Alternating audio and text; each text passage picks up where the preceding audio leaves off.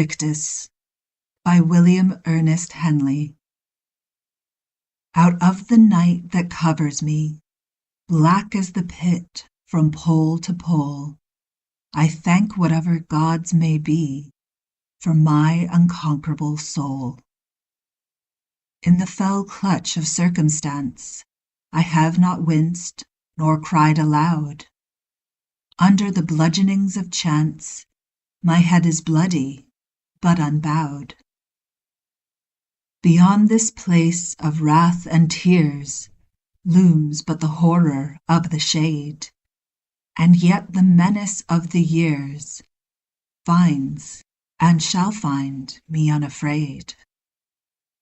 It matters not how strait the gate, how charged with punishments the scroll.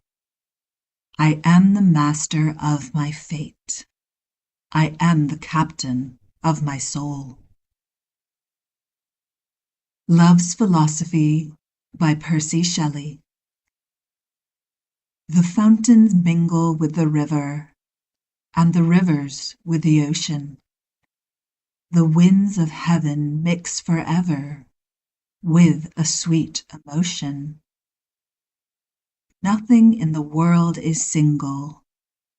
All things by a law divine in one spirit meet and mingle. Why not I with thine? See the mountains kiss high heaven, and the waves clasp one another. No sister flower would be forgiven if it disdained its brother.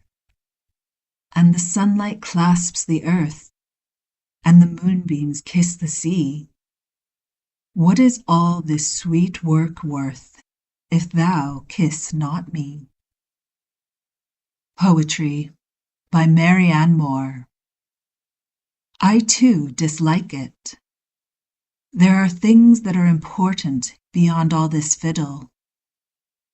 Reading it, however, with a perfect contempt for it, one discovers that there is in it, after all, a place for the genuine.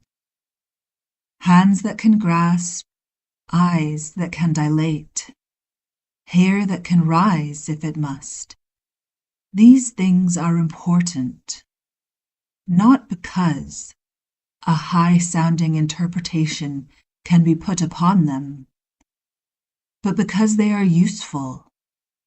When they become so derivative as to become unintelligible, the same thing may be said for all of us, that we do not admire what we cannot understand. The bat, holding on upside down, or in quest of something to eat. Elephants pushing. A wild horse taking a roll.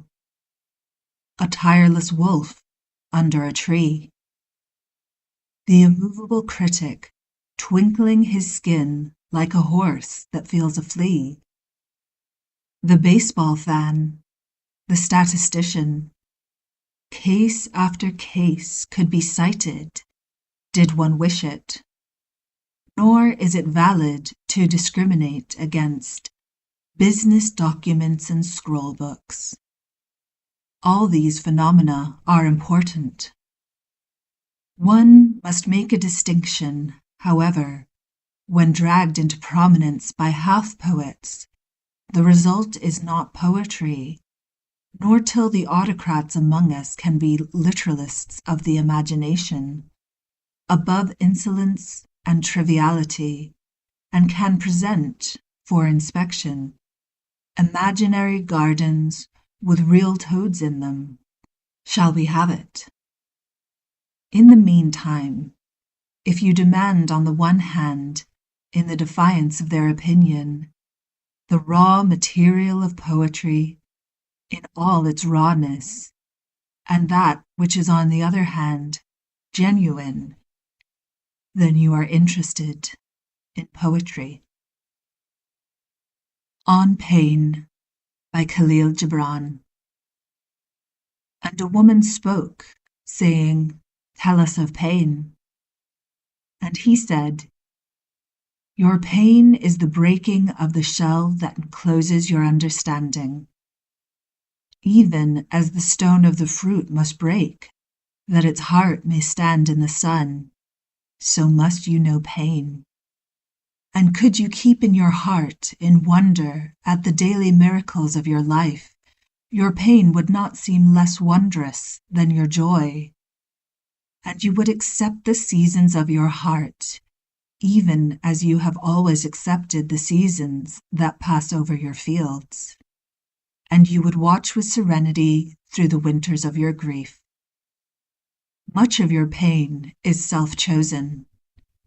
It is the bitter potion by which the physician within you heals your sick self. Therefore, trust the physician and drink his remedy in silence and tranquility. For his hand, though heavy and hard, is guided by the tender hand of the unseen, and the cup he brings, though it burn your lips, has been fashioned of the clay which the potter has moistened with his own sacred tears. A Dream Within a Dream by Edgar Allan Poe. Take this kiss upon the brow, and, in parting from you now, thus much let me avow. You are not wrong who deem that my days have been a dream. Yet if hope has flown away, in a night or in a day, in a vision or in none, is it therefore the less gone? All that we see or seem is but a dream within a dream. I stand amid the roar of a surf-tormented shore, and I hold within my hand grains of the golden sand. How few, yet how they creep through my fingers to the deep, while I weep, while I weep. O God, can I not grasp them with a tighter clasp? O God, can I not save one from the pitiless wave? Is all that we see or seem but a dream within a dream? To My Dear and Loving Husband by Anne Bradstreet. If ever two were one, then surely we. If ever man were loved by wife, then thee. If ever wife was happy in a man, compare with me, ye women, if you can. I prize thy love more than whole mines of gold, or all the riches that the East doth hold. My love is such that rivers cannot quench, nor aught but love from thee give recompense. Thy love is such I can no way repay. The heavens reward thee manifold, I pray. Then while we live, in love let's so persevere, that when we live no more, we may live ever.